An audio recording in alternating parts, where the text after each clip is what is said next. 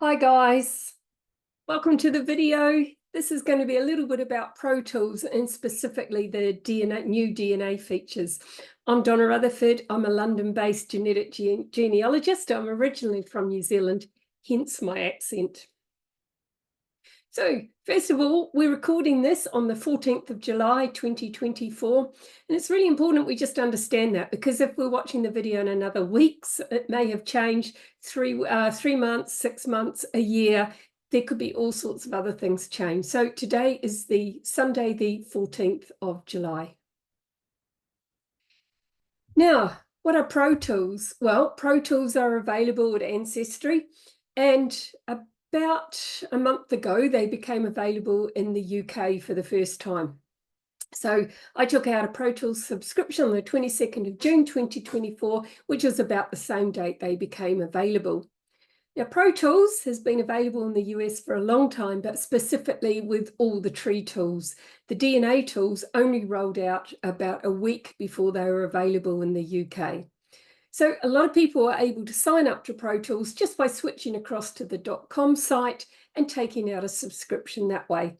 There were some problems with doing that. I actually did that several months ago, and I ended up getting charged double. And when I spoke to support, they said, oh, it's really only for the American subscribers, and it all became a bit difficult. So for a lot of people, I was suggesting hold out. Once the DNA tools roll out, we're going to be able to get ProTools in our currency, and it might make more sense for us to wait for that. So ProTools, the DNA features rolled out to the US mid-June, and then it was only about a week later, and it was all available for us in the UK. And it came out with an initial price of £4.99 per month. So it's a monthly sub. Take it for as long as you like, cancel it, and then dive back in when you want to. So it's great. And if you don't want to use these features, then you don't have to pay any extra. So I like that kind of user pays way of working. So you can see there that the top picture here, this is my ProTools account, and you can see it's going to renew at £4.99 a month. Now, just a day or so after we got ProTools and we all got excited and lots of people signed up and we got it for £4.99, it was only a day or so later that suddenly for all the new subscribers, it was now £7.99 per month. And it seems to be that this is now lining up with the amount that it costs in the US. So it's in the US, it's about $10 per month. So it's all kind of now aligned with it being £7.99 for us. Now, didn't get a lot of answers for why it suddenly went up so quickly, but this actually happened when they rolled out ProTools in the US as well. There was lots of different price points for the first few days, and then it kind of settled to the $10 per month. And it could have been that some maybe wily US users realized they could pop across to the .co.uk site and get ProTools a little bit cheaper than they could in the US. And coincidentally, at the same time, the US bought an introductory offer of $7 a month. So, but we're all now aligned, and that kind of happened in the other countries as well, that there was a couple of price points going on, and we now all seem to be settled at £7.99. So you can see my renewal price is £4.99, but I suspect at some point I'm going to get an email from Ancestry to say that the cost will go up from the following month. But I'll know next week. Now, to be eligible to use ProTools, you do have to have an active family history membership. So you need to take out one of the normal subscriptions. I believe that you can't have ProTools if you've just got DNA Plus. You need one of the family history memberships to then go on and take out a ProTools subscription. You don't need to purchase a DNA test to use the DNA part. It did seem to sort of suggest you must also get a DNA test. But of course, if you're going to use the DNA part and you've already got a DNA test, you don't need to purchase a new one. So here's all the features of ProTools. You get the tree checker, the insights and reports, smart filters for your trees, and then the advanced DNA tools. And I'm focusing on the advanced DNA tools. Now, if you're in the UK, you can go and subscribe by just going to ancestry.co.uk offers, join, and then look for ProTools. Or if you're using your DNA match list and go to shared matches, you might see a green button there that says, you know, do you want to upgrade to Pro Tools for the enhanced shared matching? So how can you use Pro Tools? Well, if you've got the tree tools part, you can use that on your own tree, and you can also use it on any of the trees you've been invited to edit on. So if you're just looking at someone else's trees, but you're not an editor, you can't use any of the tree tools on that. But if you've been invited to edit a tree, and of course your own trees, you can use the tree tools. For the DNA side, the DNA enhanced features, this is fantastic because you can use it not just on your DNA test, but also any DNA tests that you own or have been invited to view, collaborate, or manage. So all those DNA tests you've got access to, you can use the Pro Tools enhanced DNA features. Now, Pro Tools is not available within the Ancestry app. If you're looking at shared matches, it will kind of step you through and take you through to the website. But within the app itself, Pro Tools is not available. So what are the enhanced DNA features? Well, before we had Pro Tools, we would have our shared match list and we'd see how much a match does. And then we could see our shared matches. We'd go to shared matches, and that was limited to the shared matches that match me in the match are 20 centimorgans or more. And it would just list all those shared matches all in a list. So that would be all the shared matches with me and my match. Now, after Pro Tools, we can see all our DNA matches, but we can also see how our matches match each other. And this is a game changer for genetic genealogists. So it's brilliant. So not only am I going to see that we're all a group of shared matches, but I'm going to see how the match matches that match as well. And there's a longer shared match list now. We can see the longer shared match list, and it doesn't stop at 20 centimorgans anymore. So it will go down to the smaller matches that match you in the match at smaller amounts. Now, it is only the people on your match list. So, of course, you and your match will have lots of other DNA matches, but you're not going to see them in this enhanced match list. This is still only going to be the shared matches that are already on your match list. There's no one else in there. So let's have a closer look at it. So this is me and Carrie. She's a maternal match to me, and I match her at 217 centimorgans. And if I go to our shared matches, Carrie and I share DNA with Barry, Brandy, and Janet. Now, I could see those before, but I didn't know how Carrie and Barry matched each other. I just knew they must have matched each other at more than 20 centimorgans, hence why they were showing in the shared match list. So let's look down this middle column. So this is all my matching with the shared matches. So here I'm saying Barry here is assigned second cousin once removed. Now I've assigned that relationship. I know Barry is my second cousin once removed. He shares 195 centimorgans with me, and side view has him assigned as maternal side as well. And I share here, it shows my shared centimorgans with Barry is 195.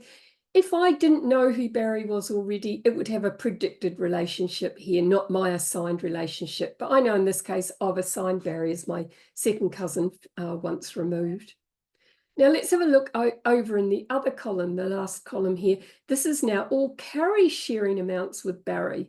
So I knew that Carrie matched Barry greater than 20 centimorgans before because they appeared on my shared match list, but I didn't know by how much. Now I can see that Carrie matches Barry at 80 centimorgans. So now I'm starting to get a feel for how these matches all connect with each other. Carrie matches Brandy at 973 centimorgans, so very close. And then Janet at 767 centimorgans. So I'm starting to get a picture of who Carrie might be and how she fits in with these other matches that we all share. Now on Carrie's, in the column where I've got Carrie's matching, here is only the predicted relationship. So Ancestry has given me a prediction of second cousin twice removed or half second cousin once removed. Now, Ancestry will only give the predicted relationship here. So when I look down here at Janet, Janet is Carrie's grandniece. This is how you read it. So Janet is Carrie's grandniece or great niece, we might say. in the UK, but that's not the relationship that Carrie has assigned. Ancestry is using the new relationship predictions to come up with that as a possibility. So don't take these amounts as Carrie has assigned these. If she's done all this matching and knows how Janet matches here, that's not her assignment. These are only Ancestry's predicted relationships. Now, Ancestry's predicted relationships come with a bit of a health warning, and I'm going to take you through that in a minute. But now with the new relationship predictions, if you're using the new shared match list, or you have the new match list with these coloured squares rather than the coloured dots, the new Ancestry predictions are using the self-reported age and gender to try and work out and predict a relationship with you. But there are some issues with it at the moment, and we'll go into that in a minute. So you can see down the middle column, my column, that these are all matching based on centimorgan. So the highest at the top, Barry matches me 195 down to Janet 150. I can actually resort this so I can see the newest matches at the top and then the older matches at the bottom based on, you know, whether this is a new match or whether it's a match I've had for a long time. And I can resort that by clicking the sort button at the top of the list. Now, if I look down Carrie's side, you can see it's a bit all over the place. 80, 973, 767. It's not in order. Now, I cannot change that. So at the moment, I cannot change the sorting of the shared match list based on Carrie's matching amounts.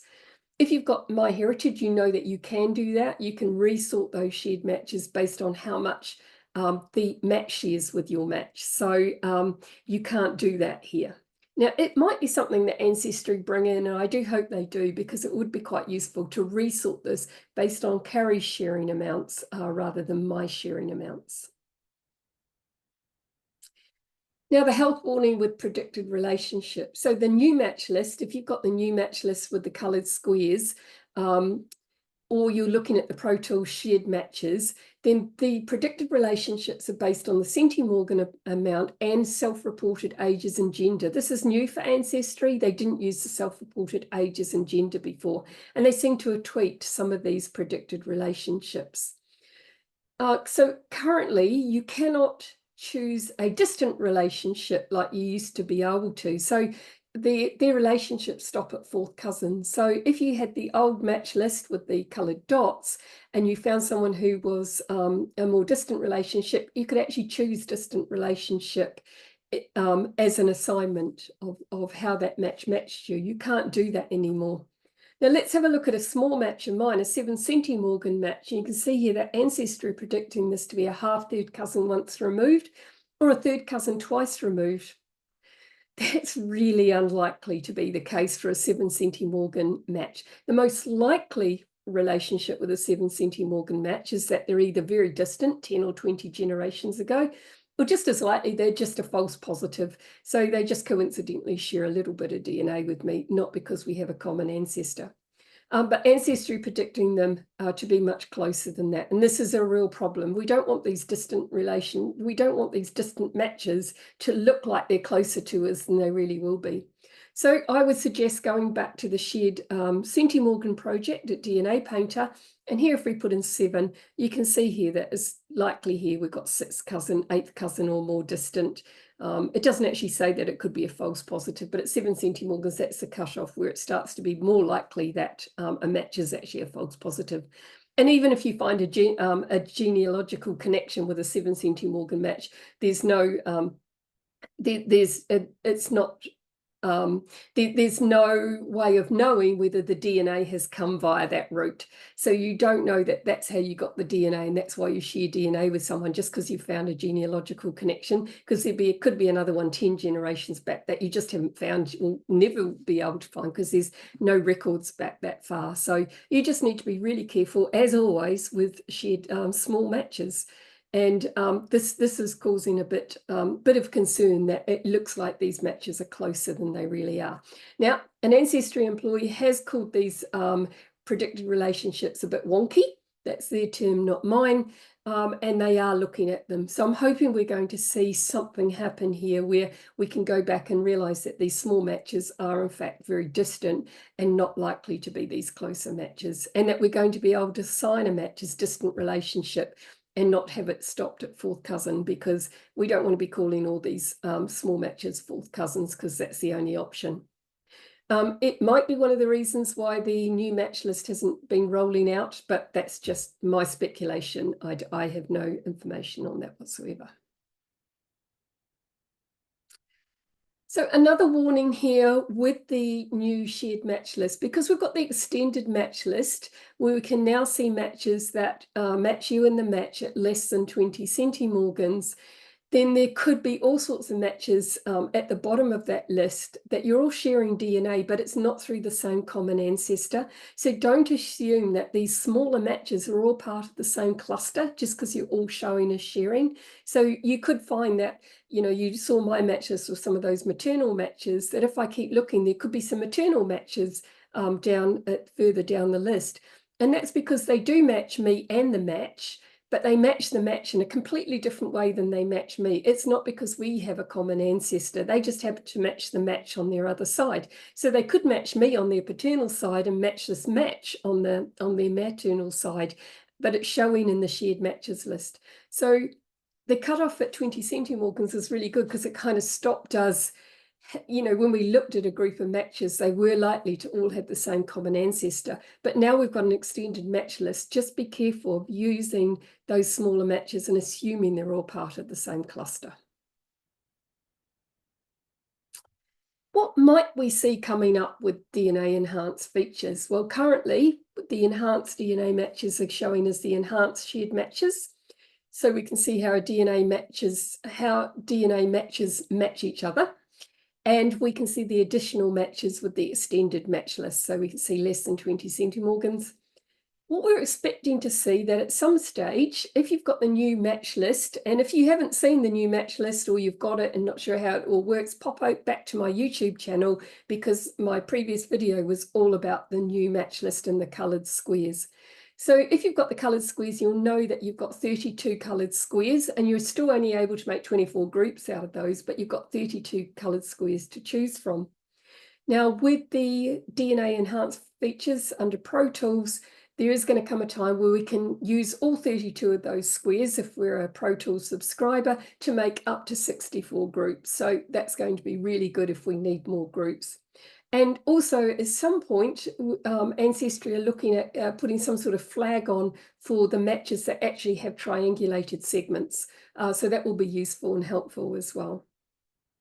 Now, note that the Pro Tools subscription is not linked to the ongoing rollout of the DNA match list, which is still in beta. So even though you've got Pro Tools and you can see all these new predicted relationships in the enhanced shared matches view, it doesn't mean to say that you're going to get the colours squares in your match list. Some of you might have them, some of you might not, but it's not linked to the Pro Tools rollout. So anyone can take out Pro Tools, but it's not going to immediately change your match list. You'll still have either the old one or the new beta. So the old one being the coloured dots, the new one being the coloured squares. Let's have a quick look at this working in practice. So I've got a DNA match called CS. And I never knew how she matched me. I did a bit of sleuthing. She's got no tree. She hasn't logged on for ages. Didn't reply to any messages. And I did a bit of sleuthing to try and find her, but she had a fairly common name. So there was too many people on Facebook to kind of figure out who she was. And she's fairly new. I haven't spent a lot of time on it, but I did make myself a note to say I put her in my research tree, and she's kind of there floating around in my research tree, and I haven't been able to build a tree for her at all. So now that I've got here, she's quite a large match to me. I can go and have a look in the shared matches now that I've got Pro Tools to see if she's got any closer matches that might help me figure out who she is. And bingo, here she is. So if I look down the match list, you can see CS matches LP and JB at 474 centimorgans and 283 centimorgans. Now these two are lower matches to me, quite small. However, they've got trees.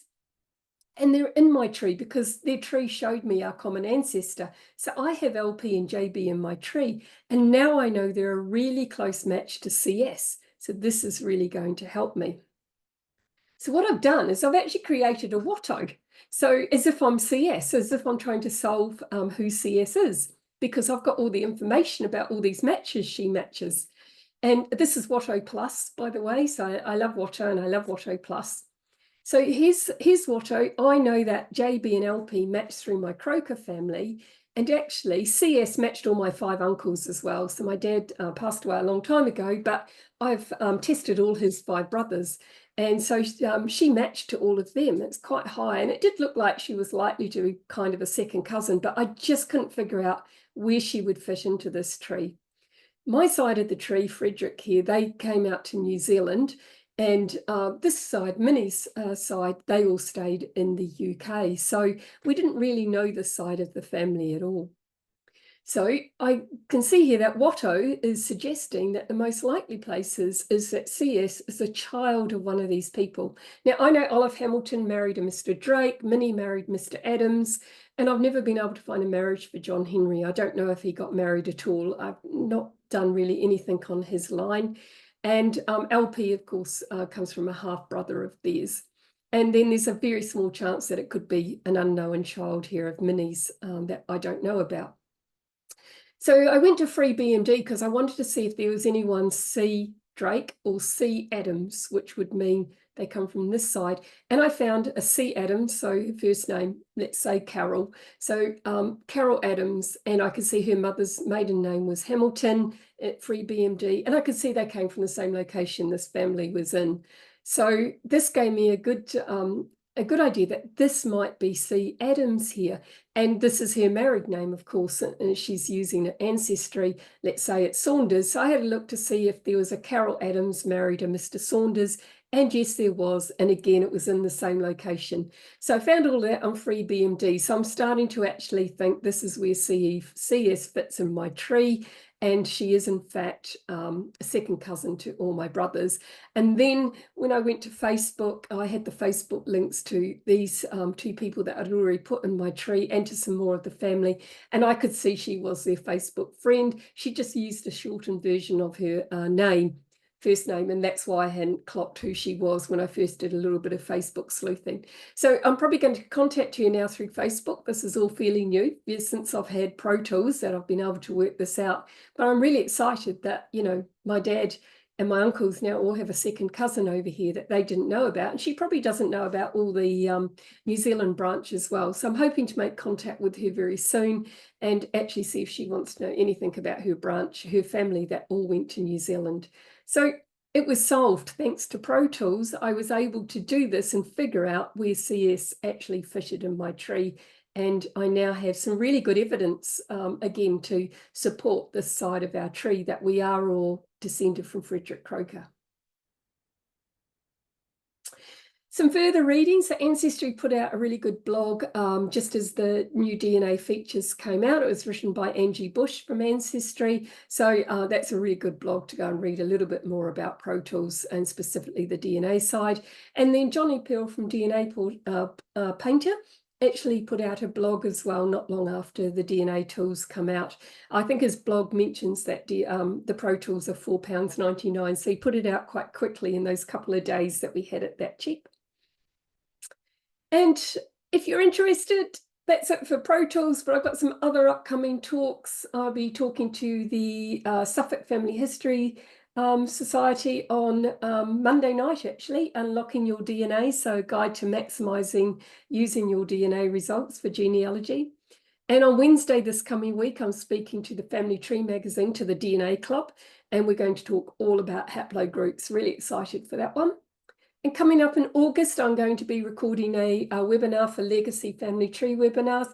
And it's the power of siblings, the DNA of 5 brothers, which of those 5 brothers you've just seen, my dad's, my 5 uncles, my dad's 5 brothers. And it's going to be all about what I found out by having 5 brothers in the database.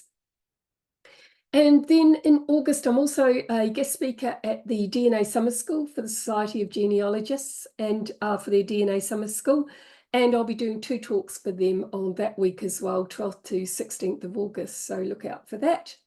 If you want to get in touch, you can email me at ds.rutherford@gmail.com. I'm on X, formerly Twitter, at DonnaSR. Of course, my YouTube video, my YouTube channel And I have a website, donnarutherford.com, and my Facebook group. So my Facebook group is Ancestry UK DNA, but the title of it is DNA Help for Genealogy UK. So we specialise in helping people with DNA tests from the UK, where we have slightly different user experience than perhaps from if we were from the US. That's it, folks. Remember to like and subscribe on your way out, and I'll see you on the next one. Thanks so much for joining me.